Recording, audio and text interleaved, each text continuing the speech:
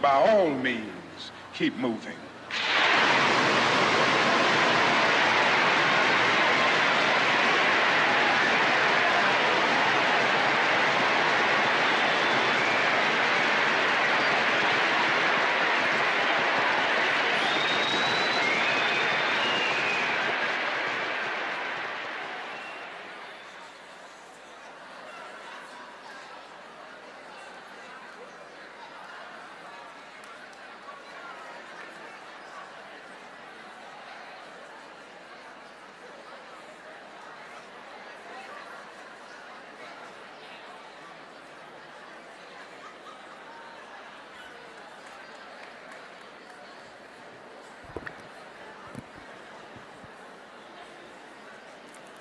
Good morning, University of Michigan.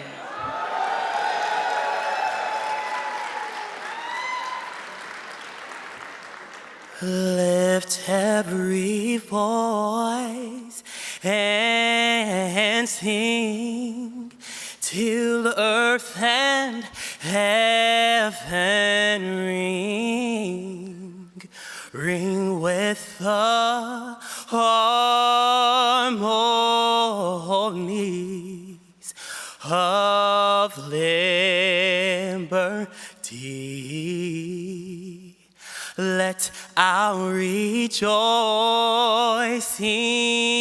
rise high as the listening skies. Let it resound loud as the rolling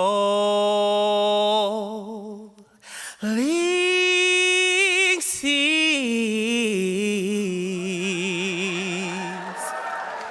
Sing a song full of the faith that the dark past has taught us. Sing a song full of the hope that the present has brought us.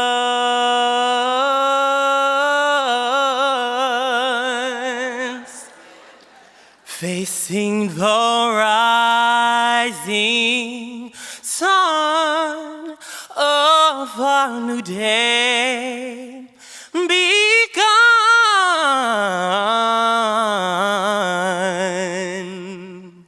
Let us march on till victory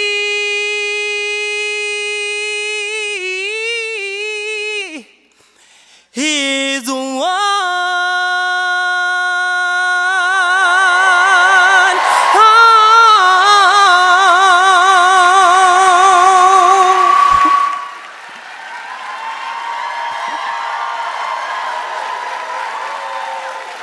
Thank you all so very much. God bless you and have a marvelous MLK Day.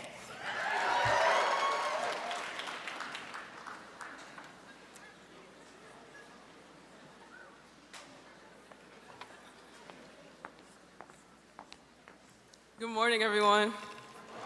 How are y'all? I'd like to first thank Donovan for that amazing rendition of the Black National Anthem. And secondly, I'd like to introduce myself. My name is Victoria Wilson, and in the spirit of the Reverend Dr. Martin Luther King Jr., and to recognize the sacrifices made by those who never had the opportunity to benefit from this institution, I will recite a land and labor acknowledgement. The University of Michigan is located on the territory of the Anishinaabe people. The Ann Arbor campus is located on land that was ceded through the Treaty of Detroit in 1807. Additionally, in 1817, the Ojibwe, Odawa, and Potawatomi nations made the single largest land transfer to the University of Michigan, ceded through the Treaty of Fort Meigs with the hope that their children could be educated. We acknowledge the sovereignty of tribal lands in the painful history of genocide, forced assimilation, and the displacement of Native communities that facilitated the establishment of this university. We affirm contemporary and ancestral Anishinaabe ties to this land, the profound contributions of Native Americans to this university, and the university's commitment to educate the children of Native ancestors. We further recognize that whether you are on campus in Ann Arbor or Ypsilanti, elsewhere in Michigan or the United States, we are all living and learning on stolen indigenous lands, many of which were toiled over by Black enslaved peoples. We honor and thank those Native peoples who still struggle for self-determination. The fights against settler colonialism and anti-Blackness will forever be inextricably linked. To the land, to the collective, and to its ancestors, we thank you. We thank you. We thank you.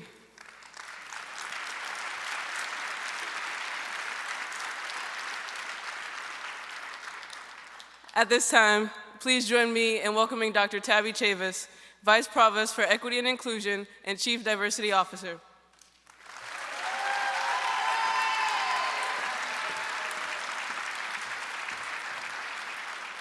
Good morning, everybody. Woo! Hi, I'm Tabby Chavis, Vice Provost for Equity and Inclusion and Chief Diversity Officer and Professor of Education and Psychology. Before we begin, thank you, Tori Wilson, who is a third-year student studying cellular and molecular biomedical sciences and who is dedicated to reforming healthcare, for our land acknowledgement.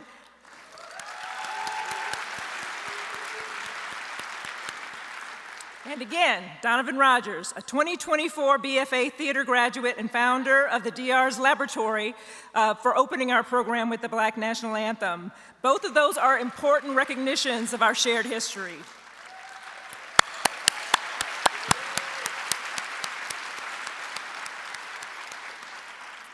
Welcome and thank you all who are attending here in person and virtually as well to the 2025 Memorial Keynote Lecture for the Reverend Dr. Martin Luther King Jr. Symposium at the University of Michigan, a celebration of the life and legacy of Dr. King.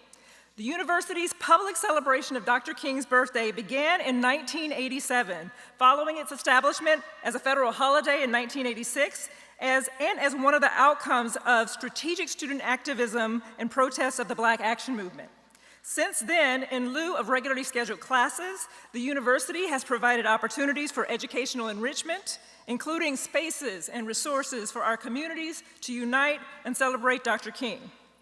The 2025 lecture is co-sponsored by the Office of Academic Multicultural Initiatives and the Stephen M. Ross School of Business. The MLK Planning Committee is a collaboration of staff and faculty from across the university, and it has been instrumental in making today's event possible. Please join me in acknowledging and thanking the 2025 Planning Committee members.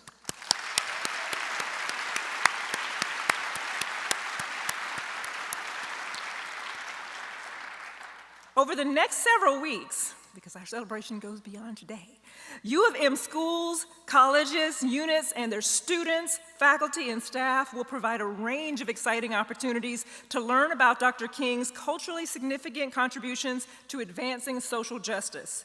U of M's MLK Symposium is one of the longest running and most extensive recognitions and celebrations of Dr. King in the nation. This year's symposium theme, Restless Dissatisfaction, an urgent call for the pursuit of justice and equality, reflects Dr. King's call to embrace divine discontent. He urged us to resist complacency and remain dissatisfied with the injustices that persist in the world. This restlessness must drive us to challenge the status quo and actively build a more just and equitable future. Dr. King's words compel us to confront injustice in all of its forms, racial, economic, and social, and to bridge the gap between the world as it is and the world as it should be. Progress, he reminds us, requires continuous effort, courage, and vigilance. Your presence this morning, in person or virtually, is an act of this commitment. It reaffirms our shared dedication to advancing justice, equity, and inclusion. Today, we honor Dr. King's legacy not just in spirit, but by carrying it forward with urgency and purpose. Our commemoration of MLK Day offers an opportunity to reflect on the sacrifices and the contributions of Dr. King and countless others who devoted themselves to the pursuit of social justice. Here at the University of Michigan, we are fortunate to have so many individuals and community partners who embody this commitment to progress and transformation. In this spirit, many in our campus communities' ongoing and new initiatives to create a more diverse, equitable, and inclusive university are rooted firmly in Dr. King's vision, a world that embraces equitable opportunities, draws strength from our diversity, and fosters connections rather than divisions across our communities. At this time, I'll move us along in the program so we can get to the good stuff, as we welcome the Provost and Executive Vice President for Academic Affairs at the University of Michigan, Dr. Lori McCauley. Thank you.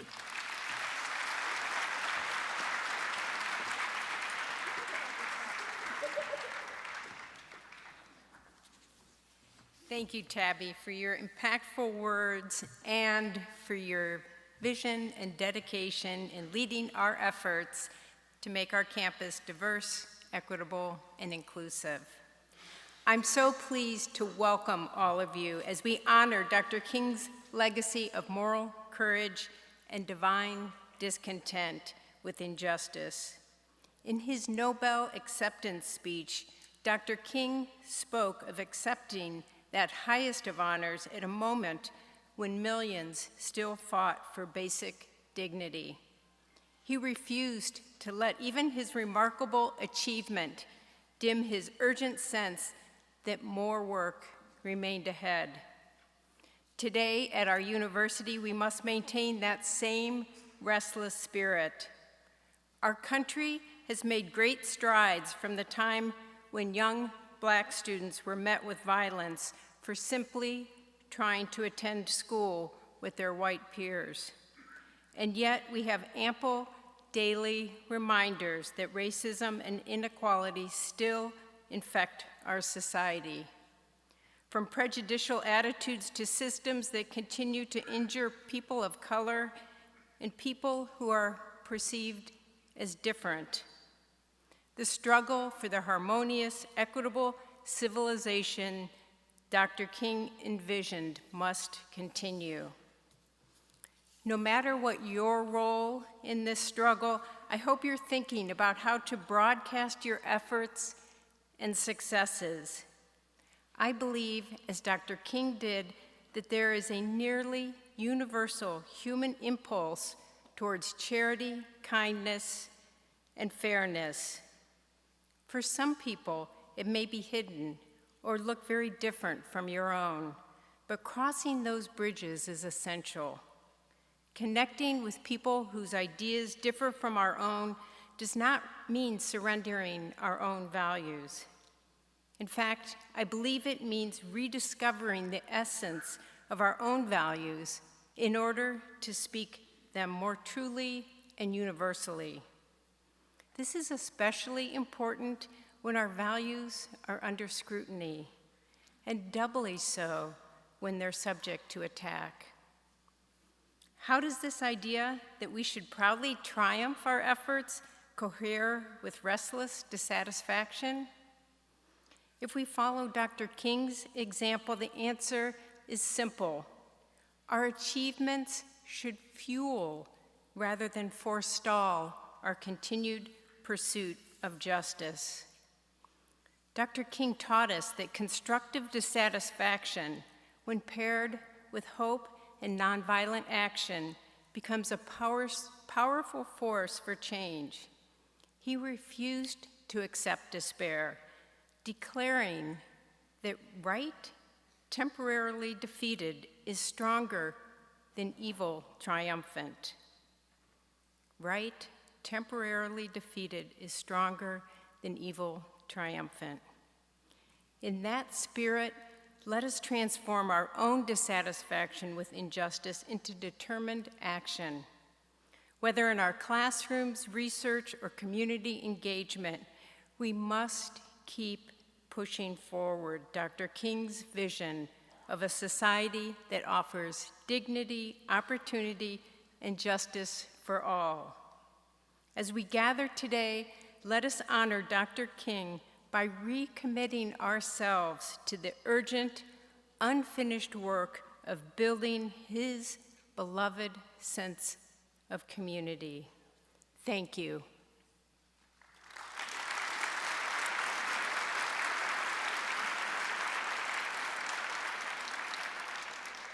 I'm now very pleased to introduce our student speaker for this year, Alexander Veal. Alexander is a sophomore in the College of Engineering, majoring in climate sciences and meteorology with a concentration in meteorology. His passion for weather and science inspires him to pursue a career in broadcast meteorology. His involvement with diversity, equity, and inclusion at U of M includes roles as a resident advisor, a Wolverine Pathways program alum,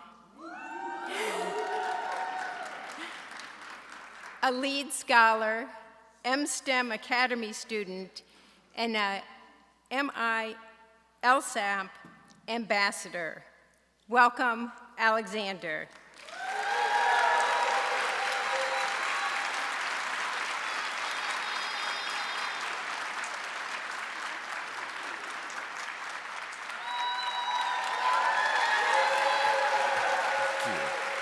Thank you so much. Good morning, everyone, on such a momentous occasion. I have the honor of introducing our University of Michigan's 2025 MLK Symposium keynote speaker and moderator. Miss Erika Alexander is an actress, trailblazing activist, entrepreneur, creator, producer, director, and one of the country's boldest, most daring, and powerful voices. Recognizing the power of storytelling, Erika believes that though content must be entertaining, stories have tremendous capacity to create impact and meaningful social change. As a co-founder of Color Farm Media, she is on a mission to bring greater equity, inclusion, and diverse representation to both the media and electoral politics. Erika is beloved for her iconic acting roles, including Maxine Shaw in Living Single, which earned her 2 NAACP Image Awards for Outstanding Actress in Comedy Series. Detective LaToya from Jordan Peele's Get Out, right? Cousin Pam of The Cosby Show, her role as Linda Diggs in Wu-Tang: An American Saga, and her performance as Barb Ballard in Run the World, in which she was nominated for an NAACP Best Guest Actor Award. And not to mention her role as Miss Carmen in Earth Mama, which premiered in Sundance at 2023. Erika has recently stepped boldly into the arena of film director with her debut film, The Big Payback, co-directed with Whitney Dow. The film debuted at the Tribeca Festival and premiered on PBS on MLK Day in 2023.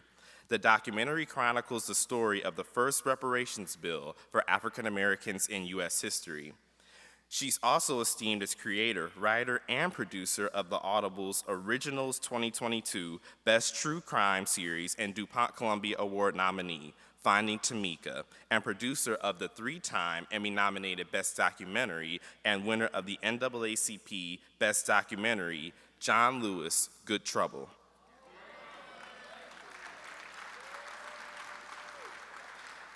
A critical thought leader on racial and gender equity and leadership, she serves as a board member for One Fair Wage and is highly involved in social and racial justice organizations, including the Poor People's Campaign, Color of Change, NAACP, UNCF, among others. Our moderator, Dr. Daphne Watkins, is the Letha A. Chahida Collegiate Professor of Social Work, University Diversity and Social Transformation Professor, and the Professor of Social Work at the University of Michigan. Her primary area of studies include behavioral interventions for historically underrepresented groups, mixed methods approaches to research and context, and social impact leadership and organizational development. Centering the strategies for success among historically marginalized groups, Professor Watkins' research aims to maximize human potential, elevate social experiences, and provide equitable impact in communities and organizations. She is a community practitioner interested in developing efficient tools and systems that activate positive, strengths-based outcomes for those most in need. Ultimately, she is committed to conducting and mobilizing cutting-edge, use-inspired research to address important social concerns. Professor Watkins is the founding director of the Gender and Health Research Gen HR Lab, the certificate program in mixed methods research, and the award-winning Young Black Men, Masculinities, and Mental Health, also known as YB Men Project, which leverages technology to provide mental health education and social support for young Black men. She teaches graduate-level courses on research methods, social equity and equality, and community-based interventions. She also serves on committees and advisory boards aimed at improving men's health equity both domestically and globally. Please join me in welcoming Miss Erika Alexander and Dr. Daphne Watkins.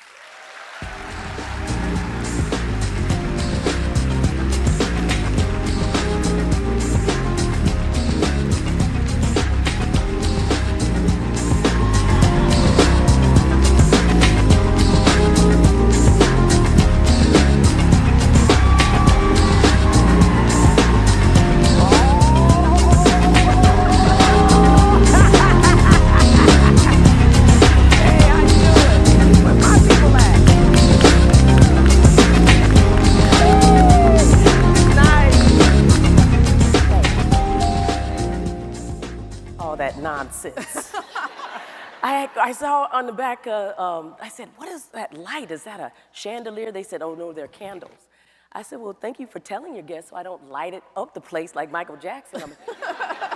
That's something else. It's beautiful. And I'm so grateful to be here. And Daphne, I know you're leading this, but I just want to say thank you. I'm very satisfied. Do my job for me. I'm excited, and I got to meet Tabby Shavis, and Dr. McCauley, and Will Cap, everyone. The dinner last night was just beautiful. And to all the students that performed, thank you so much. Just extraordinary. And I'm excited to be at the University of Michigan. Yes. How about that? Yes. So thank you. This is a great day.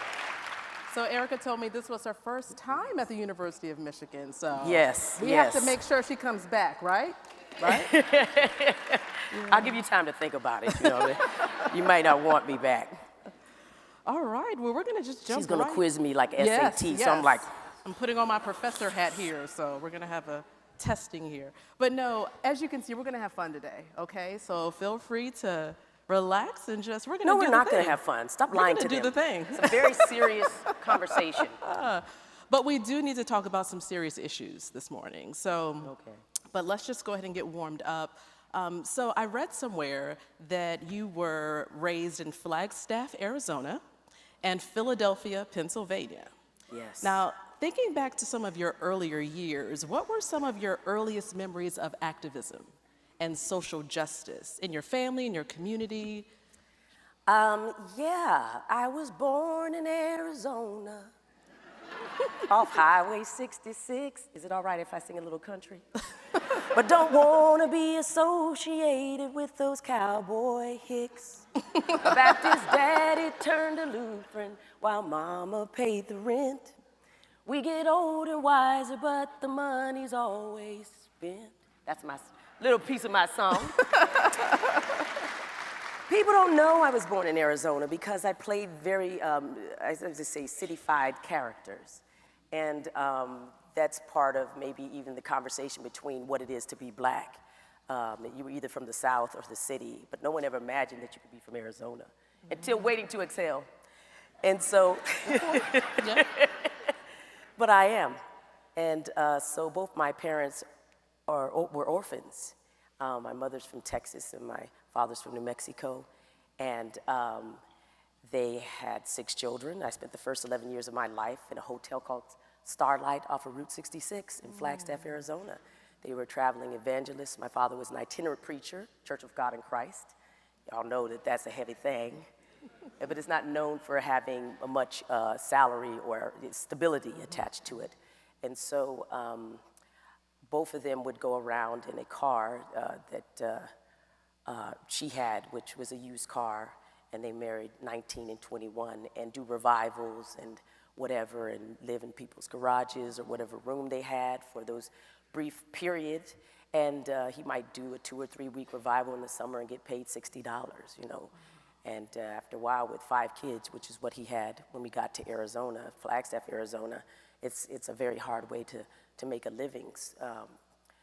He was very charismatic, and he was also willing to, I guess, minister anywhere. So the Lutheran Church found him, discovered him, and gave him a chance to become a Lutheran pastor. And he changed his denomination and went to the Philadelphia Lutheran Theological Seminary. But to your point, and why you're asking, is because I spent my whole life living what Tennessee Williams calls, you know, by the kindness of strangers. Yeah. And so you learn to be maybe an advocate for yourself. My parents were natural activists, because when you're in Arizona, you're not just, you have no, you're itinerant, you have no home base. You're constantly waiting to be invited to do something or to participate. And we went on Navajo and Hopi reservations and with our Mexican neighbors and the German Lutherans that were up there. And so we were constantly in that state of having to communicate with a community, several communities. And after a while, I guess growing up, I thought of all of them as my community, because I didn't make a distinguishing marker. I knew I was black, you know, but to me, that was what it was to be in Arizona. So I think that had a lot to do with how I look at the world, and more importantly, how I advocate, because it was very difficult for my parents. Yeah. And that's not just my story unique to me, it's a very black American story. Yes. To feel like you are maybe a little bit more homeless and don't know, and maybe don't have family, consistent family to depend on, or even ask advice. But there was a community of people, and I think they moved us through, you know, and it was very important because my father was also very sickly. He had a bad heart. He had his first heart attack at 35, and he would eventually pass away at 52. But if it weren't for the beloved community, then I don't think that I would be where I am right now. Yeah. And you know, it sounds like you're alluding to seeing the humanity in others. Yeah. Right? Being around communities who may not look like you, but then still seeing yourselves in them. Can you speak a little bit about that too? Well, you know, again, I'm from Arizona, and so I didn't have necessarily a lot of conversations about what it is to be black.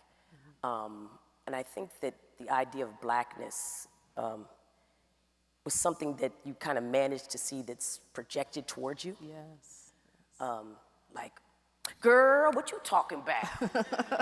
And it was really like that, you know. And I was like, I'm nothing like that. I'm a little, you know, more laid back, and was different, but a lot of the images weren't necessarily what I was feeling. I saw myself in my teachers and instructors, and they were from everywhere. You know, they were Hawaiian, they were, you know, Asian, they were white, they were male, they were female. And that's what I'd like to say, that if you see anything in me that's just a little sort of maybe off here, it's because that's my background. And I think that you try to reflect like a mirror. You know, a life well lived is that you do reflect that, and that you can see a lot of those, I can see a lot of those people in me. You don't know who they are, but they're there. I think to be a performer is to also be a sponge. And you have to go, and it's not forcing yourself, but you have to live beyond your boundaries, you know. I was somewhere and they said, you know, the border is also the horizon. So make sure you move beyond it, because over on the other side is a version of yourself that is waiting for you to discover itself. And it may be in a synagogue, it may be in a, you know, somewhere else, but you should seek to learn what moves others, because it'll move you. And then I think that's really important, especially now that we create that atmosphere of connectedness by being curious about each other. Yeah, absolutely. So you're in Arizona, and then your family moves to Philadelphia. Yeah.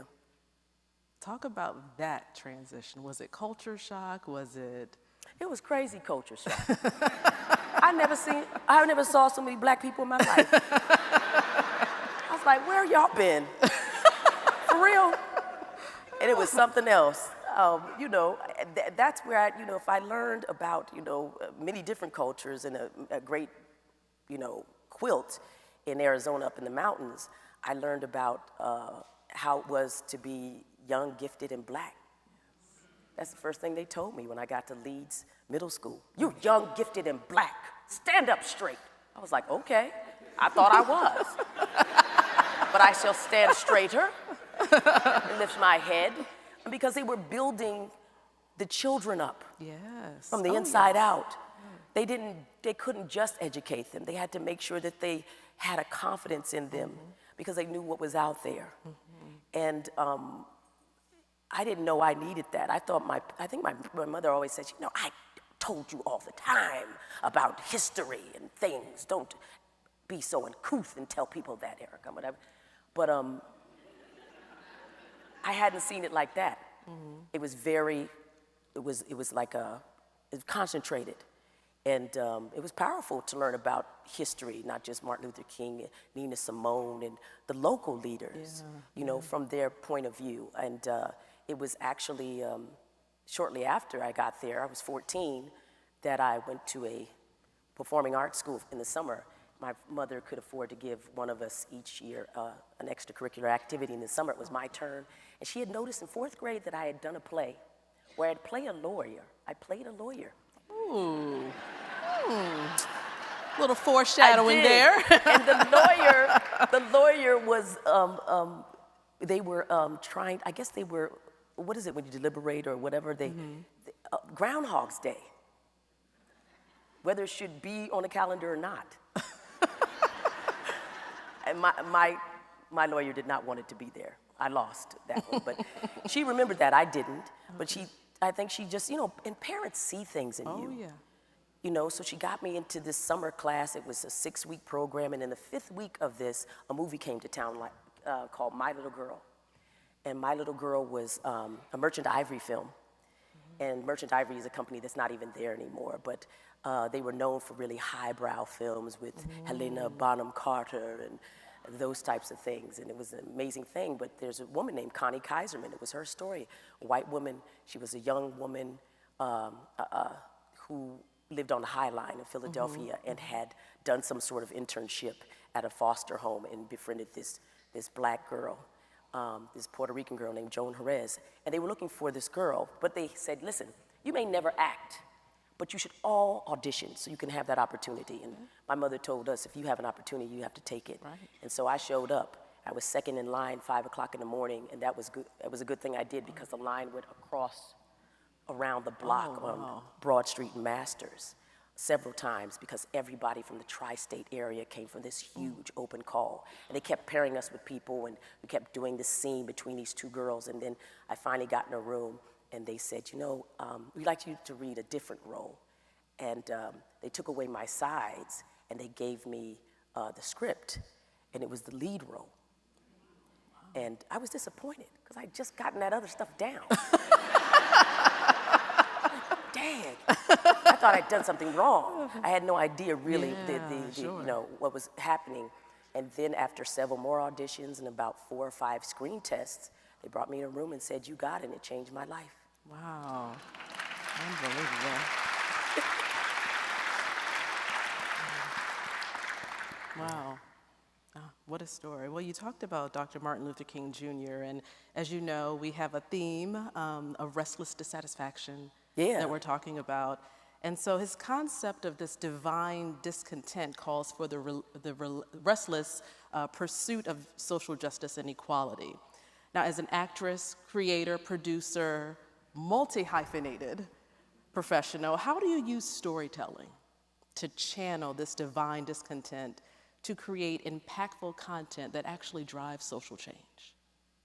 How do I use storytelling?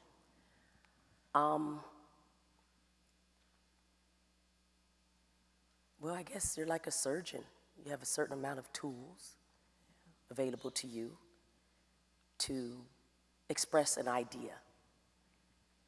And if you're lucky, you might have some support for that idea, whether it's friends, family, or funding, that type of thing.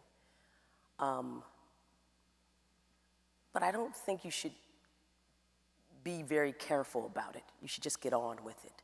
Okay. Because storytelling is hard enough without putting your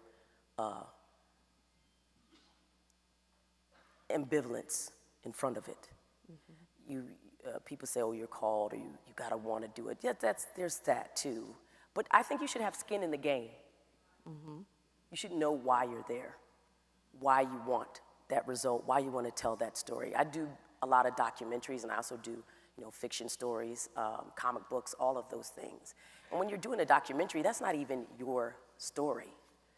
You have to do your best to tell a story and to get out of the way. Yeah. It's none of your business how maybe the audience receives it.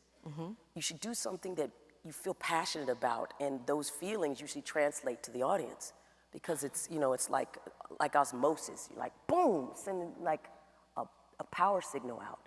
And sometimes the signal's weak because you've sent it out, and you haven't found a way to translate that idea past your own thoughts very simply. And there is something about being, discussion about elegance and not just conversation, but in storytelling. And so you should look at the masters. You should read, definitely. My God, please. There's a blueprint.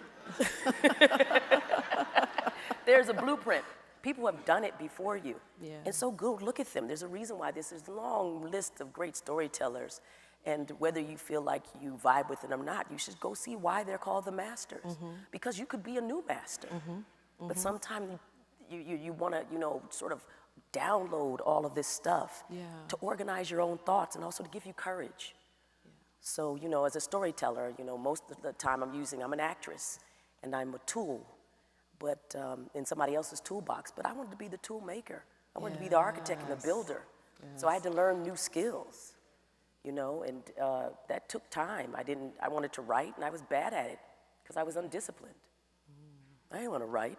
I was to sit in a room by themselves over and over again. She says at a university. I know.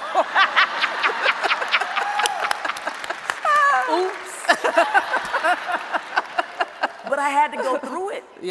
You know, I wanted the result. I didn't have the money to pay the writers that would do my idea. So, you use what you have, and sometimes you gain skill sets trying to, you hustle hard. Especially if you don't have funding or, the type of resources other people have. And a lot of people who may be marginalized don't. But it creates an amazing experience and journey toward how you get there. So I think it's the journey and it's the destination. But get on with it, for God's sake.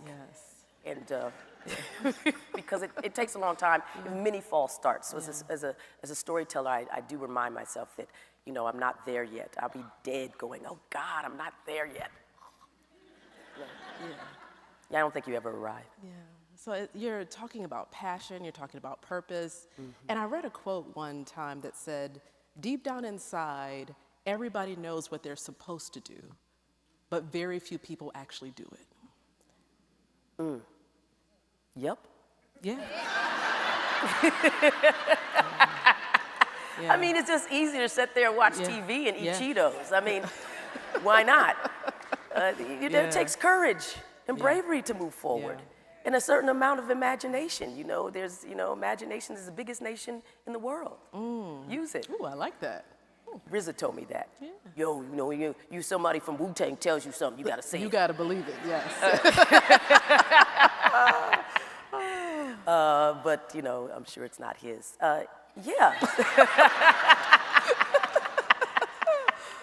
We borrow quotes all the time, it's okay. I mean, look, some of us are worker bees. There's nothing wrong with that. There's nothing wrong with that. It just, there's a certain amount of creativity. People say, oh, everybody has creative, creativity in them. I guess that's true, but not everybody's willing to use it. You can go through life and live a very careful life and thoughtful life, but not necessarily, want to, break a detour, or take those risks. And then there's other people who do, and you can align yourself with those people to create a vision. I never saw any one of those people who had a big vision do it without other people. You know. That's right. You know, whether it's an activist and or a creative, an executive, any of those people, you align yourselves with people who have vision and then, you know, help them carry it out. Use your special skill sets to see it through. Yeah. You know, so you have to think about how you can, you know, contribute as opposed to take credit. Yeah. That's no matter how and what you give. Yeah. And I think you'll be in alignment with why you're here. Purpose, dharma, the Hindus call it. You know, it's a powerful thing. I'll tell you a quick story about dharma. I was in a play called the Mahabharata, which is a 9-hour play. Lord, child, please, yes. A 9-hour play, and it was from the Hindu poem that's 15 times longer than the Bible. And there was an English director named Peter Brook who was fascinated and obsessed with it. And he had a great partner in a Frenchman named Jean-Claude Carrier. And they got together and they rehearsed this play for 10, 15 years, I kid you not, in India, back and forth with different actors. And eventually they came up with a script. It was 9 hours long. They got funding from the Royal Shakespeare Company, and they went and they did the play in French, and then many of the French actors learned English, and they did the play in English. And I joined the troupe at 17. I was at NYU doing liberal arts program. Was 2 weeks into it thinking, God, did I make a mistake? I was looking out the window like there's no way. You know how they say, look left, look right? One of these people won't be here. I just knew it was me. Especially once I got into it, I don't know, like, what? How do these people know all this stuff? I don't know it. And I got a call to do an audition with Peter Brook, and he sat me down and said, I'd like you to join my troupe. And I got pulled into this play, and it's an amazing play. It has 3 acts, and in the 3rd act, there's this, so it's a story of these brothers, the Pandava and the Kaurava. They're cousins. And Yudhishthira is the king, the rightful king, but he's always, you know, there's a fight for the throne, you know, very Games of Thrones stuff. And he goes and takes his family through this huge thing, a game of dice. He loses everything. They go into exile in the 2nd act. In the 3rd act, they are all at war. And there's Krishna, and Krishna's always talking to him about, you know, he always has these questions. He's asking questions all over the place. And sure enough, at the beginning of the war, he stops everything and wants to ask the question. And even everyone in the audience is like, are you freaking kidding me? We've been here for how many hours? But he sits there and asks the question, and he goes, what is my dharma, my purpose? And they have a conversation about it. And I always loved this conversation. But at the end of it, Krishna says to him, resist what resists in you. Become yourself. It's a very simple thing. To say that sometimes there's so much resistance in you. That opposition is really you. The mirror is in, you know, everything that you think is going to happen, you've kind of created in your mind. And it keeps stopping and forcing people to, you know, have to shift there, but it's you. It's you. And I sometimes think of that when I say resist what resists in you, become yourself. And I want to send that out to everybody because I think that that's really a beautiful thing about dharma and purpose. Yeah, beautiful, love it, love it. You're welcome. That was for free. The next one costs. So you mentioned not doing it alone earlier, being with a group of people or being with, so can you talk a little bit about how does restless dissatisfaction or divine discontent influence your activism? Work that you do with the NAACP, the Poor People's Campaign. How does that restless dissatisfaction show up in spaces for you, particularly when you're working in groups? Yeah, it's funny because even the idea of restless discontent or dissatisfaction, I had to think about it. So I was like, what do they mean? I hate to be discontented. You know, divine discontent, as Martin Luther King Jr. was talking about, so that you never accept, you know, and just settle. I get it. But I also have to transform that into something. That may give me the action, but in order to complete the action long term, I have to be inspired. And I want to transform it into something that's passionate to me. And I think that that's important, is that whatever I'm doing, whether it's activism or filmmaking or writing, there's a long haul, and you've got to figure out what's going to carry you through. And it's all right to have discontent, but it's all right to also be happy and find some happiness in it. Everything's so friggin' hard, y'all. I don't need to tell you that. And there's so many things that'll come up that you have no idea. I do believe in the journey, the collaborative nature of the collective is very important. Please try to find people that align with you and are, we're tribal by nature, but that can also hold us back to looking within other places. For people who might disagree with you but have a good point, and they expand and challenge you.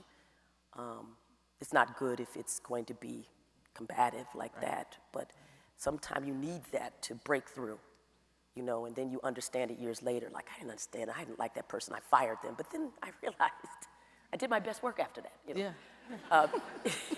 because we need that. We need to jostle a bit. Yeah. So I don't know if that answered your question, but I do think to be, it's really difficult for me to even think about discontent, because I think I live there. One of the things I don't need to cultivate is being discontented. It maintains itself, I promise you. You do have to work at how you do it over long term, and not get up the next morning and forget why you were doing it, and then put it in a drawer and it gets dust, and by the time you get back to it, you were like, oh, I was on a good jag, and you gotta harness that again. Yeah. So I always say, really move forward very deliberately if you can. Yeah. Well, people may know this or they may not, but you're also involved in politics to some degree. So can we talk a little bit about how that divine discontent shows up in activism and some of your work in politics? Sure, it's your show, man. You can talk about whatever you want. So essentially, I was curious about how does this concept of divine discontent inform your efforts to bring diverse representation to political offices? Because you've been on the trail and you've been active in your social media, supporting candidates and such. And so your work, your passion to make sure that our offices are diverse. Can you speak a little bit more about that? And does that come from living in Arizona? Does it come from coming, to Philadelphia? What does that exactly come from, that passion? It comes from all of that. Yeah. I mean, isn't the world interesting? Why would we want a monogamous space? Yeah. Like, who cares, man? I don't want that. I want the weird boogie-woogie that all that brings. Here we are in America, this amazing experiment that's set upon us. That is our burden, and it also sets us free. Yeah. And one of the things that you have to just accept in this world is that, in all the world, humans came together in all sorts of wonderful and horrible ways to create a republic that spoke to our diversity, our differences, but it's uniquely grounded in our humanity, and our common ground lives there. Let's tell those stories. And so, of course, you want your political offices to reflect that. You want the representatives to have lived that. It's tough to get, I guess, to Congress and only have lived in a homogenous space and then sit up there wondering why that, people are having trouble with having a conversation with you. Yeah. Because you need to align yourself with uncomfortable spaces, so you learn how to be comfortable in them. You learn it can't hurt you. And it starts in schools, frankly. It starts in our families. Mm-hmm. School is one of the first places that you kind of get out of your little, little hobble, your hobbit house, and you go on your journey like Frodo, right? He had to go on his journey. He had them big flippy feet and move on. And he got Gandalf, and he got, the Raiders and the Riders and all that, and they end up creating, what was that? whatever. So they put all their hands together, we're on our way. You know, and that's what you should align yourself to. Yeah. And so I was lucky enough to be mentored by people like John Lewis and Hillary Clinton, who I was her most traveled surrogate, and who I absolutely adore, because she sent me all around the world to learn about women and girls. Everywhere, Africa, all around America, to speak for her, to debate people. I had to learn her record. I learned it from Chelsea by campaigning with Chelsea and President Clinton. Very smart people, but I also learned retail politics, how to touch hands, how to listen to people. Spent a lot of time listening, not talking, and then sort of digesting that, processing it, and then saying, how does that speak to me? How can I speak for them through me, through my experience? And then suddenly it becomes your experience. And there's all these asks and the requests that people want and expect. They just really want to be seen. They want to know that you've touched them and they feel like they can trust you at least a little bit longer to go on the journey. And that's difficult because people are so jaded nowadays, so willing to believe that everyone is corrupt. That's not freaking true. There are people working all around the world in offices and in government offices and all around for our greater good every day. Otherwise, we wouldn't have the trash picked up, the lights go off, you know, the water. I mean, it's amazing. And then there's other people who are corrupt, who can suck the oxygen out of the room and get all the press. But we can't believe that the greater good is like that. And that's why John Lewis is so important when he says, get into trouble, good trouble, you know, necessary trouble. That's what he has, because he went down to desegregate the lunch counters with black and white people who died and gave their blood. And so we have to remember those examples and really, you know, create challenges for ourselves to not live in this wind tunnel. And you know it when you start to repeat yourself over and over again. I do it all the time, you know, and then I realize, you know, Erika, you're gonna have to change the channel, for God's sake. I can't live there and be an expressive person. So I think that we are all expressing ourselves all the time in an idea. And I think of this, you know, and I like to say, and don't think I'm crazy, that this is an illusion, man. This is an illusion. Race is an illusion, you know? But it's very real for us to have these different experiences to make us more human being. And I think that I live in a world as an actress that's what I'm here for, is to learn how to be more human.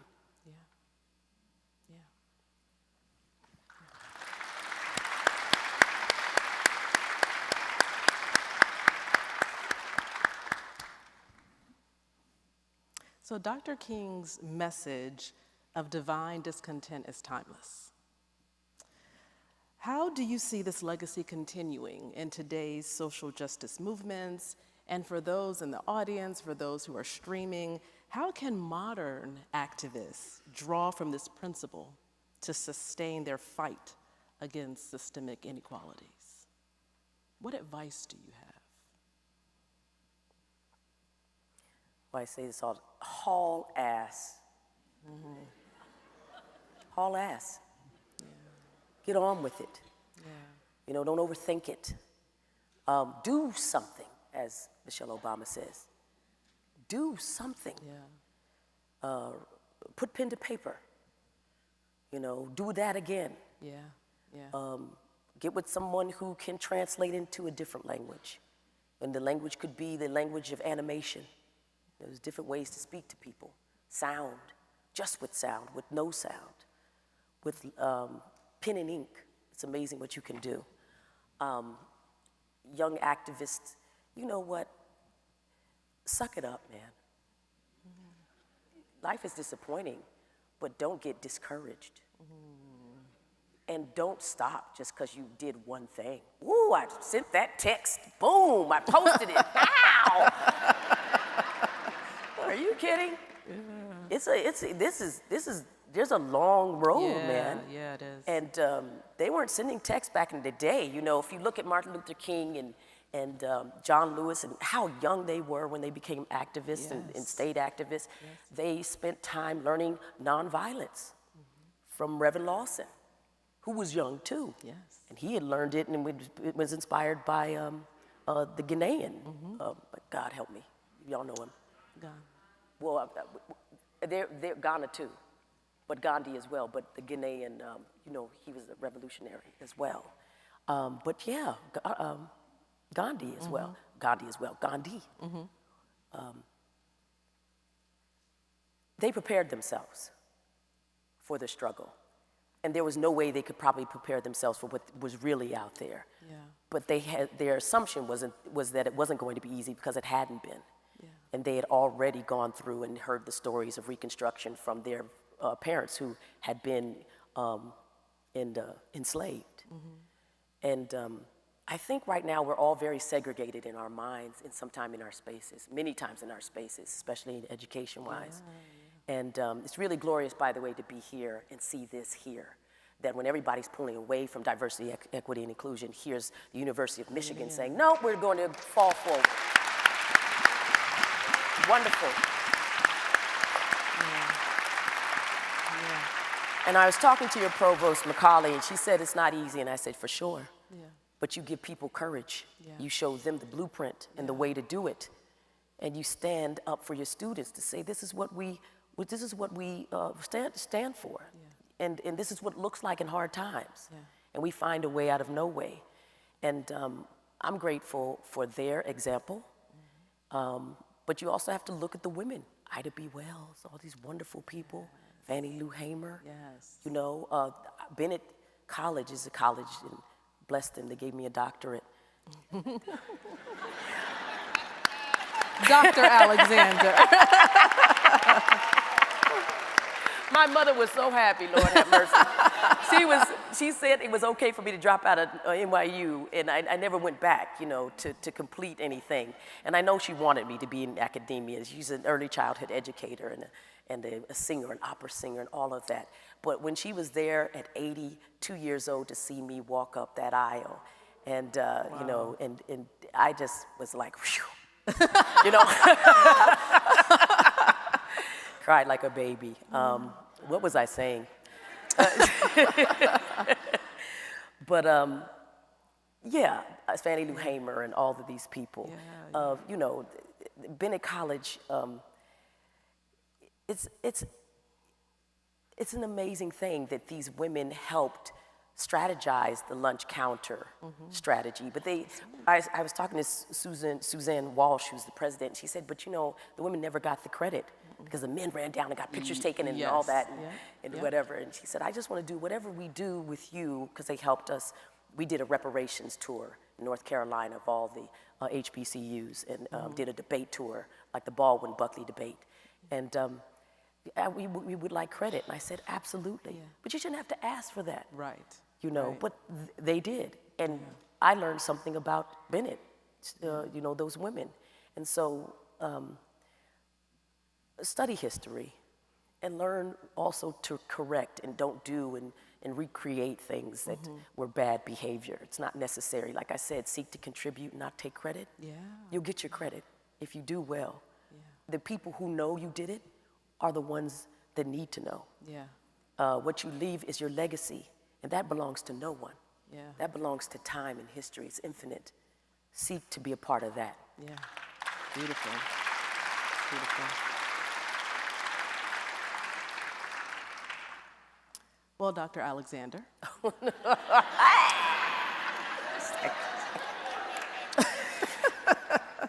Okay. As a multi-hyphenated professional, what challenges have you witnessed? Having various career experiences both in and outside of the entertainment industry, has your desire to try new things been met with opposition? Because I talk with people every day who want to make a pivot, who want to change or do something different or reinvent themselves. But as women, as people of color, it's often met with opposition. So starting as an actress, but now having this long resume, what did those multiple pivots look like for you? Multiple pivots, I guess it's like reinvention.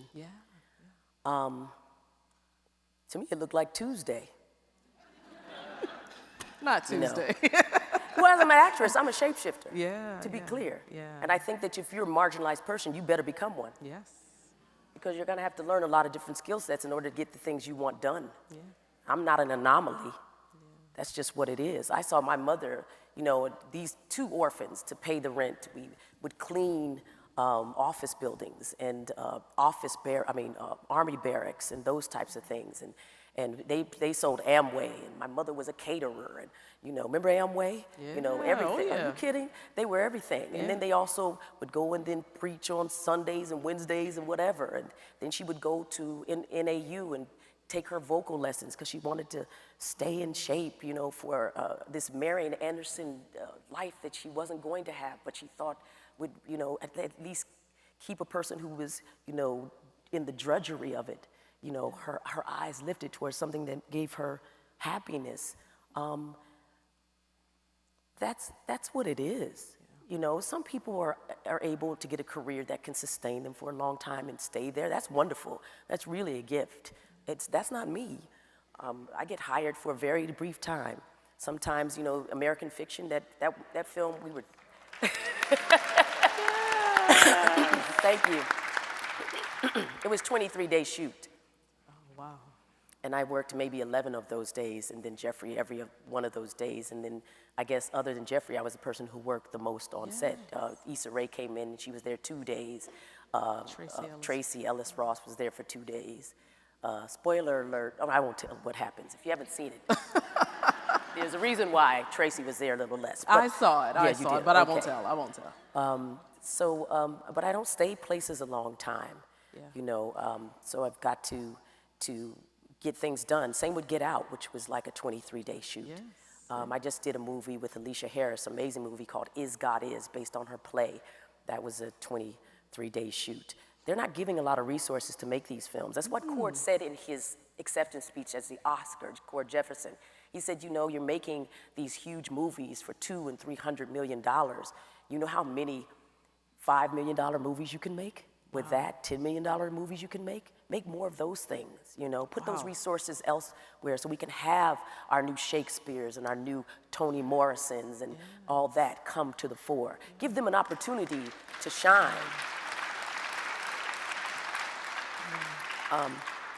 But I'm not here I'm not here for a long time, here for a lean time. So get it done. And I'm grateful for the times that I might have been longer on set. Those are the living singles where I've got 5 years. You get to know the people. But we were doing a play a week, to be clear. We had 4 days to learn a play, and then on Thursday, 2 audiences came in, and we filmed it in front of a live audience, and then the next day, we started a new play. And we had every 4th week off. And we did 26 episodes a year, 26, 27. Nowadays, they do 9 or 10, and they're complaining. That's right, yeah. I was on Wu-Tang, and we're doing 9 episodes. Yeah. And I love Ashton Sanders, so if you see this, Ashton, I love you. Yeah, it's really messed up. I didn't know I'd have to be on set this long. I'm like, really? 9 episodes? I'm like, this is like a vacation for me, man. Yeah. I mean, this is awesome. Yeah. We worked starting in August and finished in April, had a few months off, and then started again. It was like running this major marathon, and that was the good old days, But it really made you, your memory was like no joke. Yeah, Kim Fields, who has a photographic memory, big props to her. I know why, because as a child, she was just memorizing everything, facts of life and all these things. Yeah. She also was a prodigy, brilliant. So, I don't know what I was talking about. Yeah. I'm sorry. Somebody help me out. Leaky gut.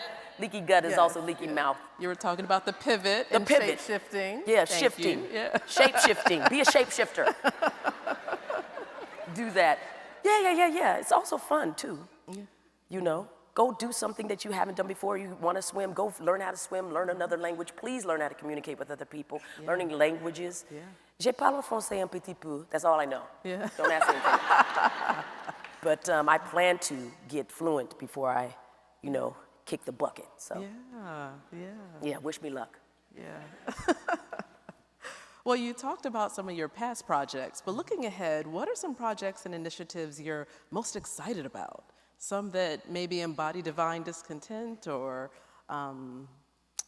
restless dissatisfaction. What's ahead for you? What's next? Well, one of them is working with Bennett College. Okay. They're a beautiful college. There's only 200 students. They're at risk. Yeah. It's not doing well. So I started thinking, what could it be? In this new age, there's so many things that are shifting.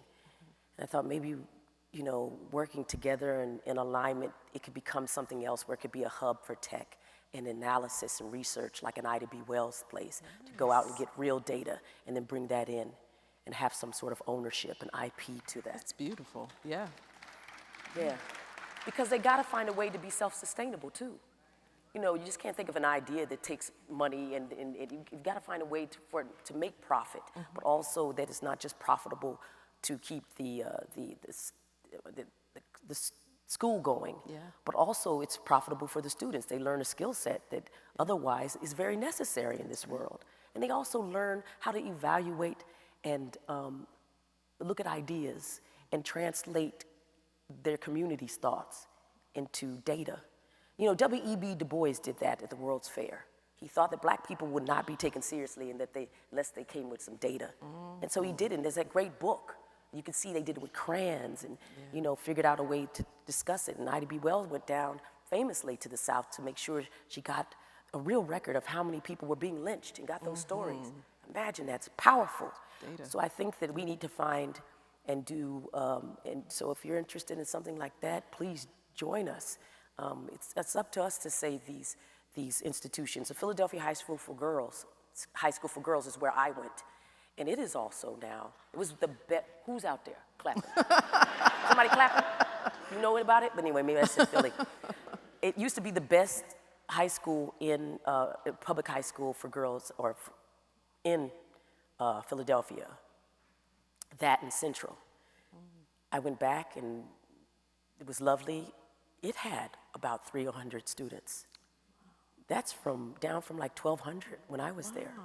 It's failing, it's at risk. They need computers, they need everything. That could be the great pipeline to go to Bennett, to find those places where people need that, create a pipeline, create a discussion with how we can move them out into the world and into larger universities and into discussions where they can build upon that. There's a global conversation that's happening right now that I'd like to do. That's an initiative. And what's the conversation now with the new artists? We have Afrobeats and Koreans and Japanese and New Zealand and all sorts of things. How can we talk to our neighbors and make common cause with them? As women, one of the great initiatives is to find more protections for ourselves. You find protection if you tell stories. If you want to gain leverage and power, you have to show people an example of what it looks like so they know it won't eat them. Yes. A female leader will not eat you. You'll be all right.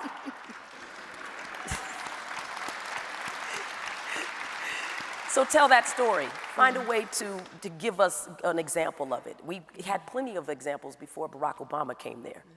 Even whether it was the great comedian Richard Pryor joking about it, and but also black men in power to sort of, project onto. We're going to need more of those examples because right now there's patriarchy and there's racism and classism and all those things acting upon us all the time. And you can see it when it's time to vote, what people are really thinking. But that's not the time to discuss it. You need to discuss it in the in-between time, in the meantime. And in the meantime, we better get out there.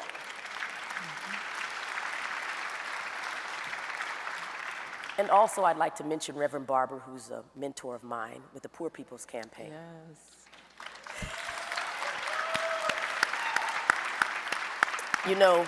Famously, Dr. Martin Luther King Jr. had created the Poor People's Campaign, and he wanted to align with the janitors and those people, but he wanted to do fusion politics. He thought, you know what? If we don't get together, black whites, poor whites, women, you know, all the minority cultures and the people who are aligned in the same, you know, want the same thing, we'll never get anything done. But if we do, we'll have a power base that's so strong, it'll be unbreakable because we now are voting our interests. And how do you corrupt that? By forcing the issue of what divides us as opposed to what unites us. Like as if a tan matters, or nappy hair is straight, or you have a vagina and I have a penis. Sometimes I wish I had a penis, because I would be so powerful. But anyway, sorry. I digress. But to, you know, to have these sort of petty things to talk about as opposed to what unites us. You know, which really is, you know, what do you want to get done? What do you want to see for your children? What do you want to see for the world? How do you want it done? Do you want it done with some kind of integrity? Let's do that, because it's going to be hard. So let's figure out a way to do it. And let's figure out a way to get working people a living wage, one fair wage. You know, that's real. So I'm aligning with Reverend Barber, and he's doing a really great thing. He's going to be going and teaching people through storytelling how to have discernment, because we realize that through storytelling we are also giving away our minds. We're absolutely being, you know, just, oh, it said it, I say it. Really? You're not going to interrogate that? You're not going to look it up to make sure? You're not going to have a discussion? No. And then the algorithm feeds you more of it, and then you're on it. I know, because I ride all the time like a sled. I'd be like, woo. But you know, I also know that I come from maybe the last generation that remembers that when this didn't exist. And we have to go to encyclopedia, look at things up. The thing is nice that encyclopedia, you look it up, but the thing is, you see other things in it. And that has a way of affecting you. And you can be effective now if you know more, by accident even. And so I'm into that. We're doing a film at Color Farm. My founder is Ben Arnon, and we've been doing it for 7 years, about Diane Carroll. Called Between Starshine and Clay, with her daughter. And she wants to talk about one of a movie star of color. This woman, Diane Carroll, who created, you know, Dominique Devereaux. There you go. You know, and just a badass. But you know what she was up against? She says that she didn't know her own mother's hair texture till she was dying. Her mother called her forward. She had dementia. And she lifted her care worker, had washed her hair and had it in a turban. And she called Suzanne over, Suzanne K. And she said, here. And she lifted it and showed her kitchen. That's deep. Like that was a secret. That my hair is not naturally straight. That has curl in it. But how many of those women lost their edges to lie? You know, Eartha Kitt. A lie, that we wouldn't be accepted. So Maxine Shaw steps into that space where she's coming with her braids.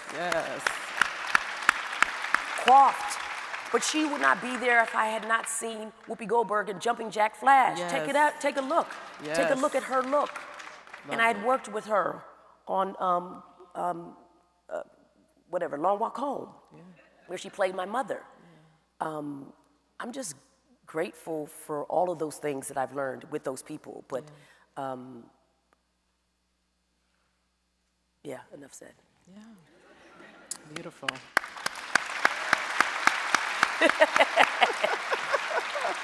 Oh, I do want to say this. That's what I wanted to talk about, the Maxine Shaw effect. So there's this thing called the Maxine Shaw effect that over the years, it's been 30 years, last year's 30 years, that the character, thank you. It was 30 years that the character and that the show existed. And over the years, it was in syndication, and there's been very few years, once it went into syndication, that it was out of syndication. It's one of the most syndicated shows in the world, so it's got new people that dig it. That many of these amazing women, especially, but men too, came and said that they'd gone to law school or gone into leadership positions, politics, because of Maxine Shaw, and the example, and them being inspired to do their aspiration, which I'm sure was already in them because they were natural leaders. And these are people like Stacey Abrams and Ayanna Pressley and Marilyn Mosby and Mayor de Blasio and his wife. And when Mayor de Blasio, I was looking at him like, are you kidding? He's like, no, we're serious. And I said, I gotta tape this. And he let me, because it's a wonderful thing. But we decided to put some research data into it. And we came up with something called the Maxine Shaw effect, and found out that it wasn't just anecdotal, it was real, and it was massive. And it was the type of thing that we didn't want to keep to ourselves. It wasn't like patting us on the back. It was just saying, well, what is it about leaders, those things that they might have resonated about leadership?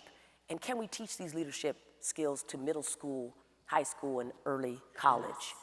You may not want to be a lawyer, but you can use those skills anywhere. And how do you communicate strength, but also lay back enough to listen, to have empathy, which he both had. She wasn't very sentimental, but she was fair. And you felt that she was for you. And I loved also that she came through, a lens of non-religiosity. Up until that point, women had always had to not, look like hoes. If you had sex. Ask Max if she cared. She had sex unapologetically. And didn't necessarily ride the Maverick, baby.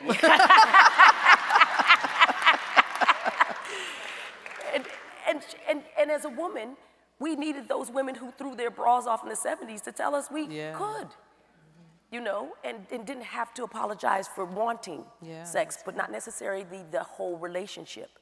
Yeah, it brings complications in, especially now where people just hook up online.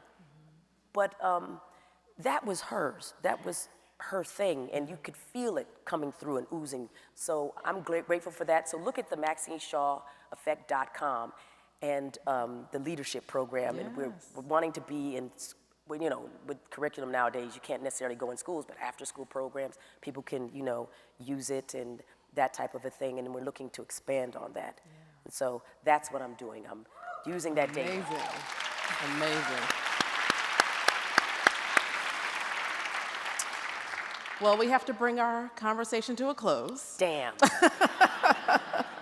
But in doing so, please join me in welcoming back Alexander Veal, who will provide information on where to find additional MLK events across campus and introduce this program's closing performance. So let's give Dr. Alexander another round of applause, please.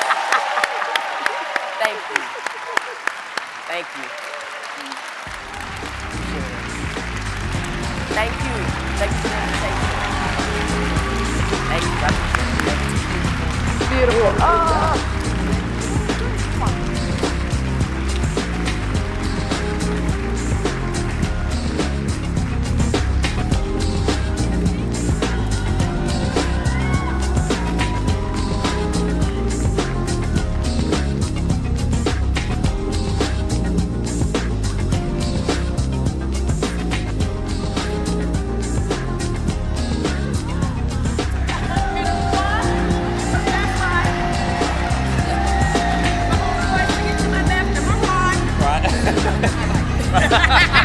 See y'all. Thank you so much. Excellent. Wonderful. I want to just once again, thank Miss Alexander and Dr. Watkins, just all the grace, and thank them so much for coming to speak with us today.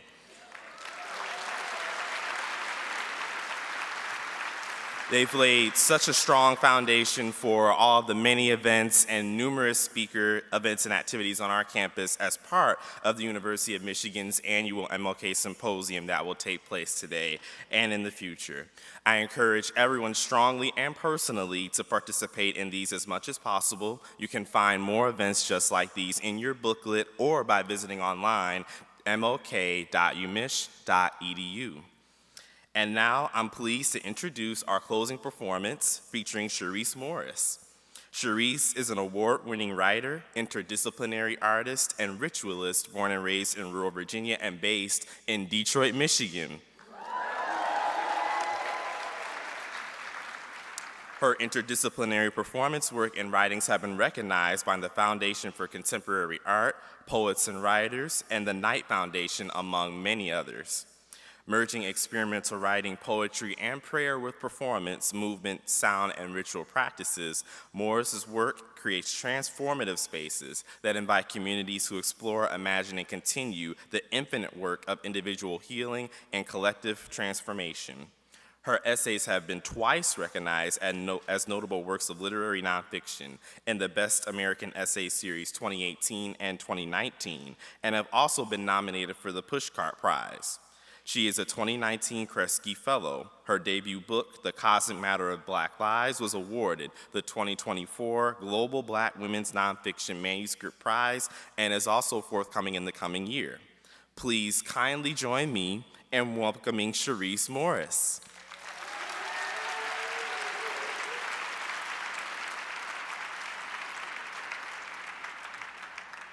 Maybe this story began with the crack of thunder and the splendor of downpour in the hurricane when my mother told me storms carry songs from heaven, in the rustling leaves and the twirl of baby's legs fussing with spirits who had come down to earth to impart this wisdom. Maybe this story began at the factory barracks with the friction of limbs laboring to conjure warmth from the coldness of steel. The same limbs, tired and weary, went home to tend backyard gardens and cradle sweet children. Maybe this story began at the edge of the Detroit River, as the wind caressed my shoulders and the water sat still, and I read plaques honoring the freedom found in the midnight city, imagining how the same wind and water witnessed those emancipatory journeys. Maybe this story began with the kiss of sun, the sharp end of a whip lashing hot, rocky earth where my ancestors bent at the waist picking tobacco in otherwise bucolic fields, where they sucked the blood cotton spikes nipped from their fingers, where they dreamed of homes they'd already forgotten and a freedom they'd never know in living. Maybe it began with the shadow cast at Point Comfort, where the first kidnapped Africans stolen from Spanish cargo ships arrived in chains to this strange, unfamiliar, uninviting terrain. Maybe this story began, moreover, in the toil of rough fingertips, carving totems to our deities, sifting seeds from the harvest, pulling bones from the chicken, making magic unburdened. Maybe it began in the chant of the drum at the banks of the Oshun River, or by the side of the soul tree giving life to the queen mothers, or by the side of the blazing fire with the whistle of the Nganga, where we asked spirit to cool its wrath and prayed for brighter days and better futures, for the drought to go away, for the harvest to be bountiful. Wherever its origin, it's here, now, in this invocation and elevation. To those who died trying, and those who at times tried to die, we carry you with us. Just as we are of the blood and bones and skin and substance of our ancestors' deepest pain, we are also of the blood and bone and skin and substance of our ancestors' greatest joy. But we are so much more than matter to be made into meaning. We are of spirit, of the water's unending currents and the fire's eternal light, of the earth's boundless bounty and the air's transcendent infinity. They tried to bury us, but they didn't know, couldn't see, would never understand we were not just the seeds it takes to sprout, but the light and the water and the wind necessary for all creation. We were everything it took to bring forth new life. We do not stand on the shoulders of our ancestors, those elevated and those working towards ascension alike. No, we carry them with us and within us, as the currents of candor, as the flame of rebellion, as the substance of living, as the breeze of the ephemeral. We carry them with us as the root of our freedom, the origin of our love, the one home no person or their hatred could ever undo. From whence we came, God was the water and the fire, the earth and the air. We once knew God as reflection, energy as cyclical, all life as interconnected. We understood the God in us was the same energy creating the great rivers to sustain all life, was the same energy creating the fires near and distant, keeping us alive, was the same energy creating the soil and the trees and the plants we all need to survive, was the same energy creating the great winds which open us to change, was the same energy existing within you and me, the same. And if all life is energy and all energy returns to life, then the same power sculpting our faces also etched great mountains from stone, the same power bearing life as the waters of our birth also carved rivers through rock, the same power shining light through our ancestors dead and gone, illuminated stars lighting our journeys home and to freedom. And somewhere in this matrix, in these magnificent landscapes and the miracle of the natural world, are remnants of our ancestors in spirit and in shadow. Dwelling somewhere in this infinite basin of matter and being lies vast pools of ancestral knowledge and wisdom. There is something beyond portent. There are prophecies of promise among foreboding omens. Know this. Our story will not end in calamity. Somewhere along the chaos and catastrophe of climates in crisis and Black folks' systemic proximity to them exists a space of possibility. An emergent hope seeding freedom somewhere in the margins and hinterlands to which we've been relegated. There is an opening, a sliver. Enough for us to carve out new worlds, visions of liberation and living and loving, separate and apart from, over and beyond the violence of systems that have desecrated and defiled people and the God of this earth. But y'all know it better than I do, this ancestral wisdom, the truth of our spirit. The souls of Black folks have always been too mighty to contain, so today we speak honor upon your names. We speak love and joy and peace over our ancestors, those who knew better and those still trying to figure it out. We speak a new path forward for them and us and all those on this earthly plane. From the sandy shores of West Africa to the soot and dust of the American South and the concrete and asphalt of the passageway north, we call on freedom for them and us the same. To those who we knew and those we only heard of, in old wise tales from storied lives, to those whom the constraints of conscious memory have eluded, and those whose legacies live on in photographs and keepsakes of eras bygone, we feel you in our every moment. We live in your honor. We live in your grace and beauty as tribute to the earth and its blessings abounding. We claim you and your gifts. We are grateful for our inheritance, for the pain we've still got to ease, and the jubilance which lives on. We thank you. Our healing is a monument to your trials. Our blessings are tribute to your triumphs. You are the reason we breathe, we fight, we laugh, we dance, we play, we make, we believe, we dream. We are reborn not only in your image, but of your substance, your sacrifices, your struggles, your sacredness. With this prayer, we venerate you in all your divine glory and all your human fallibility. You will guide our revolutions, our reimaginings, our reconnecting with the infiniteness of ourselves and the divinity of our glorious, loving, giving planet. From our first revelation to our final restoration, you gave us life, and we share this life with you. To those whose names we own and those whose names we'll never know, if we were made in the image of God and so too created in yours, then we are all holy, a holy which can never be contained. You are our evolution, our greatest warriors and fiercest protectors, the ground we walk on, the heavens we fly, the waters we surrender to, the flames carrying us forward into freedom. We thank you. We love you. We got y'all. Amen. Ashe. as constant as the water flows, as steady as the fire burns, as resolute as the earth sits beneath my feet, as sure as the air is to always wander. With this faith, we claim ourselves as our freedom. We come home to our inheritance to live and love and feel and dream and be free. If the cycles of this earth teach us anything, let it be that even as the water has been poisoned and the fire has been misused and the earth has been abused and the air has been tainted, no person, no concept, no construct can undo the blessings of this life. No person, no system, no framework can undo the source of life within.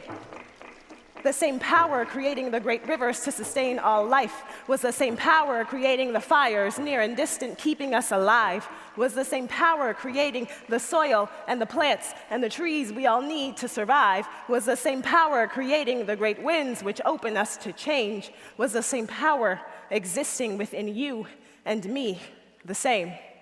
We come back to the rhythms of this earth. We come back to the boundlessness of all we are. We come back to our inheritance, our ancestral wisdom, and once again come to know ourselves as having the power to make change happen, as existing as the portal to God, as being the cycle of transformation. Let us find the wings to fly. Let the trees which sprout from our flesh and bone exist forever. Let the fires which hold us carry the warmth of the sun. Let the waters which birthed us open us all to transform.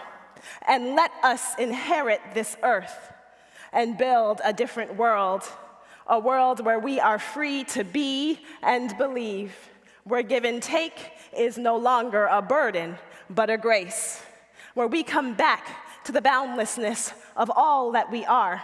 Let us inherit this earth and build a different world, a world of love, not hatred, a world of hope, not despair, a world where we exist in the fullness of all we have been, could be, might become.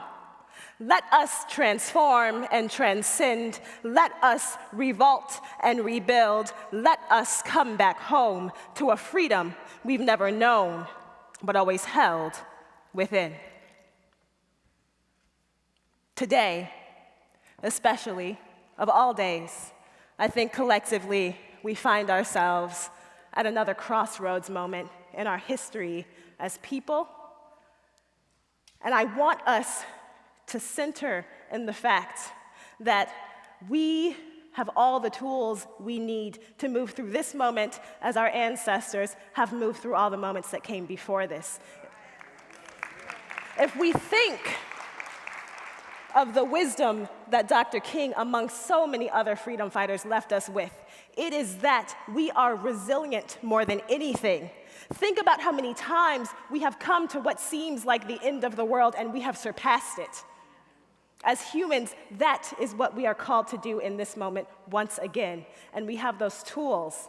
So, some of you are being passed objects in the audience.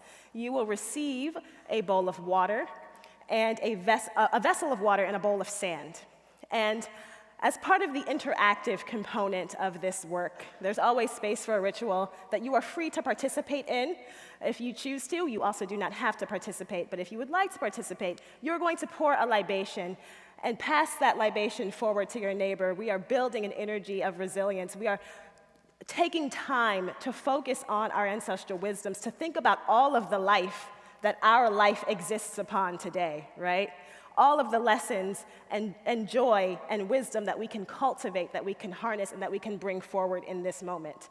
So take a time when you receive the bowl of sand and the vessel of water to internally say any prayers, intentions, affirmations, ask any questions that you want to send to the energy that is holding you up, whatever that may be to you at this moment.